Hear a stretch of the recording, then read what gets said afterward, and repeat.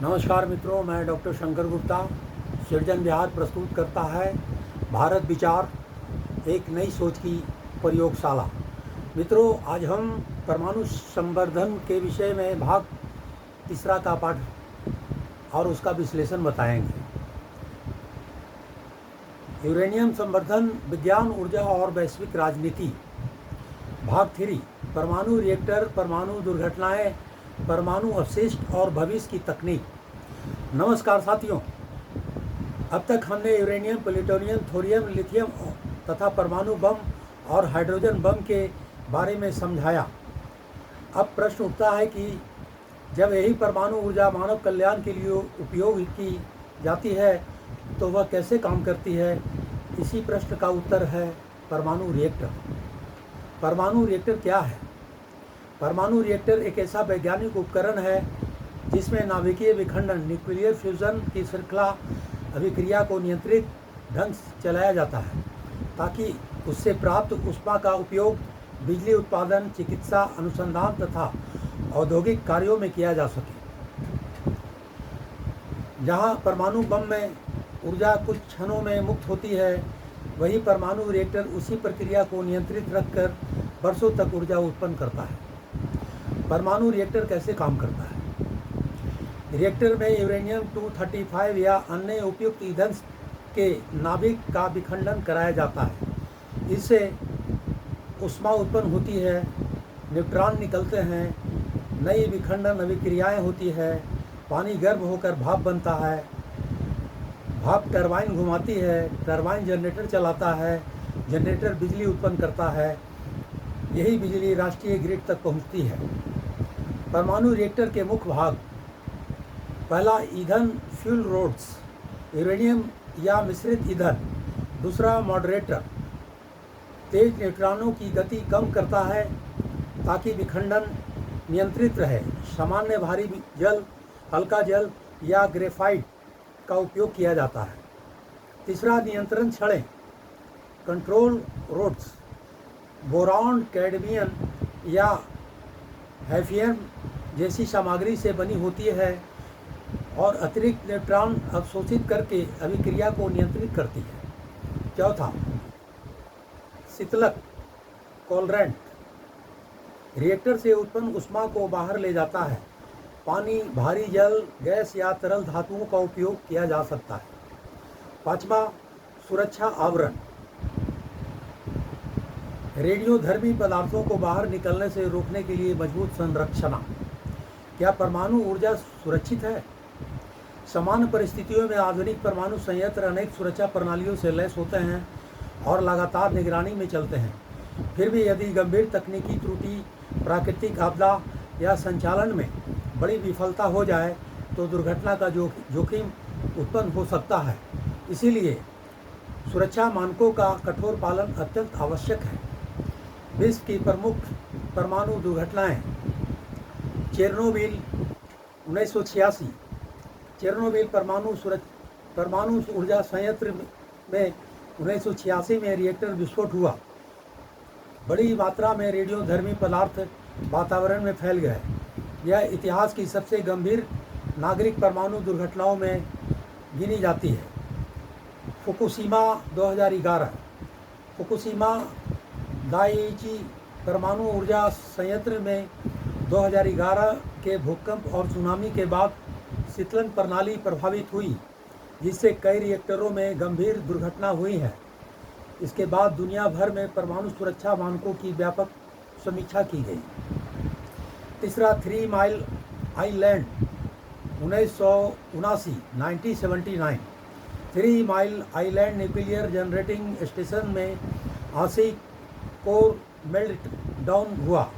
यह अमेरिका की सबसे चर्चित परमाणु दुर्घटनाओं में से एक है।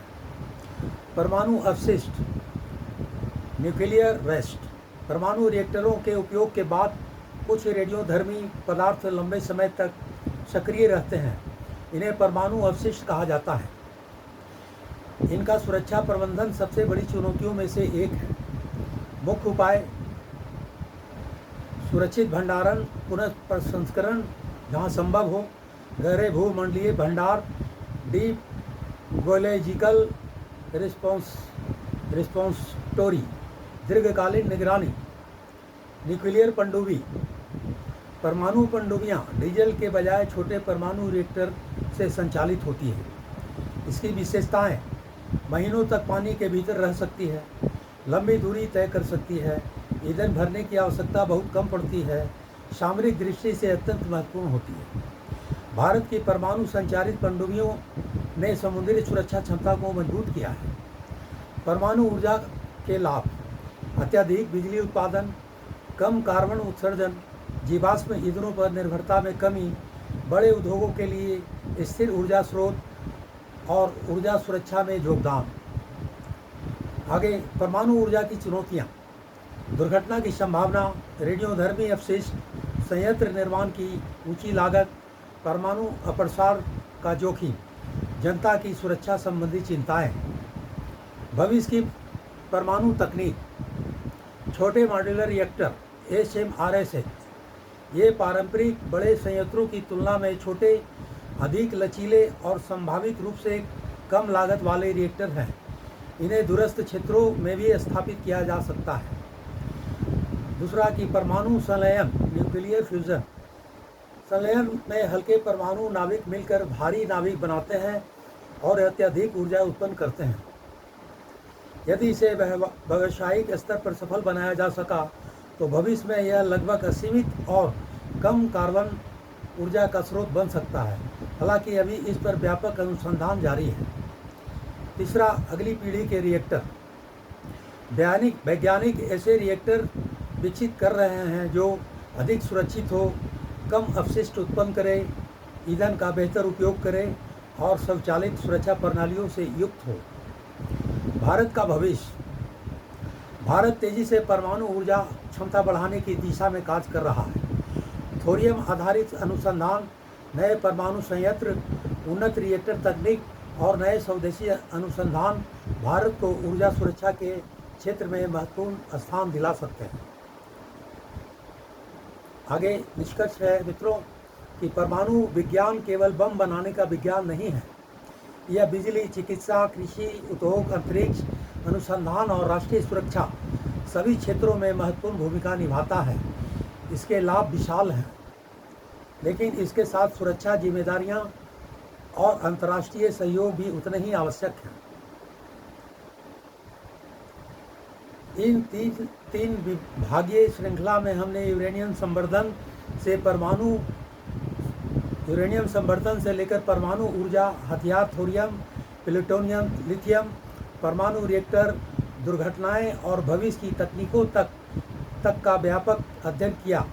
आशा है कि यह सामग्री विद्यार्थियों, प्रतियोगियों, परीक्षाओं के अभ्यर्थियों और विज्ञान में रुचि रखने वाले सभी पाठकों के लिए उपयोगी सिद्ध होगा।